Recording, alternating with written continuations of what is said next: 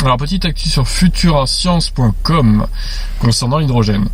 Cet été, le Japon accueillera les Jeux Olympiques avec pour ambition d'en faire une vitrine d'une future société de l'hydrogène. Quelques semaines plus tard, Toyota lancera sur les marchés une nouvelle version de sa voiture à hydrogène, la Toyota Mirai. Un signe que la mobilité du futur s'appuiera sur les piles à combustible. Guillaume Devauchel, directeur de l'innovation chez Valeo et membre de l'Académie des technologies, a accepté de partager son point de vue sur la question avec les lecteurs de Futura. Depuis la catastrophe de Fukushima, le Japon fait des technologies à hydrogène sa priorité absolue pour construire tant ses villes que sa mobilité de demain. Déjà, plus de 25 000 foyers sont équipés d'une pile à combustible pour l'alimentation. Et le pays s'est fixé comme objectif d'atteindre les 40 000 véhicules à hydrogène en circulation pour cette année 2020. Un chiffre qu'il espère même multiplier par 20 d'ici 2030. Alors, question. Le paysage de la mobilité individuelle est en pleine révolution. C'est même pas une question, ça, d'ailleurs. En effet, pendant très longtemps, la voiture à propulsion thermique a régné sans partage sur le marché. Le seul choix offert à l'automobiliste était celui de l'essence ou du diesel. Le paysage de la mobilité était alors standardisé à l'extrême. Mais les choses ont évolué. Aujourd'hui, l'offre s'est élargie. Alors que le moteur thermique perd des parts de marché, différentes solutions hybrides, voire 100% électriques, ont progressivement fait leur apparition sur nos routes. Et la voiture à hydrogène est l'une d'entre elles. Elle est l'une d'entre elles, ni plus ni moins, car l'heure a sonné pour que tombe le paradigme de la voiture à tout faire. En matière de mobilité terrestre, il n'existe pas de solution unique, pas de solution parfaite, juste des solutions mieux adaptées aux usages et aux conditions de vie de chaque automobiliste.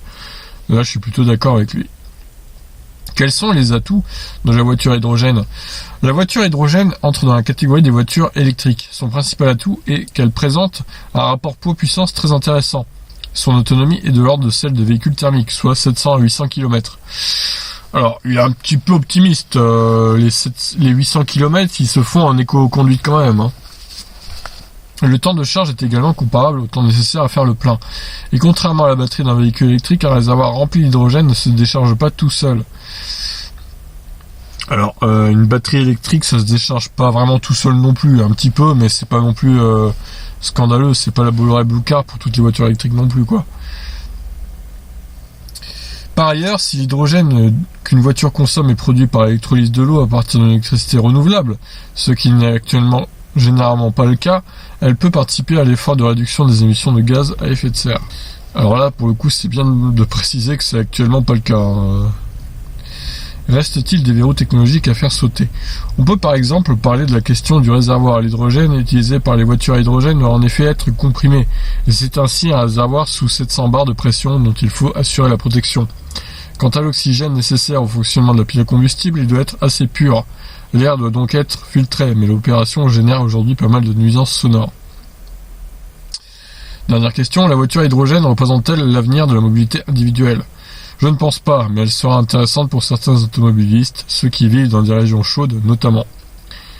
Alors pourquoi dans des régions chaudes, je ne sais pas trop, parce que l'hydrogène, pour le coup, qu'il fasse froid ou chaud, je vois pas trop ce que ça change. Contrairement aux voitures à batterie qui, elles, préfèrent le chaud, même s'il faut pas qu'il fasse trop chaud non plus. Il y a toujours assez plus d'autonomie quand il fait 25 degrés que quand il fait 5 degrés, par exemple. Mais bon, voilà.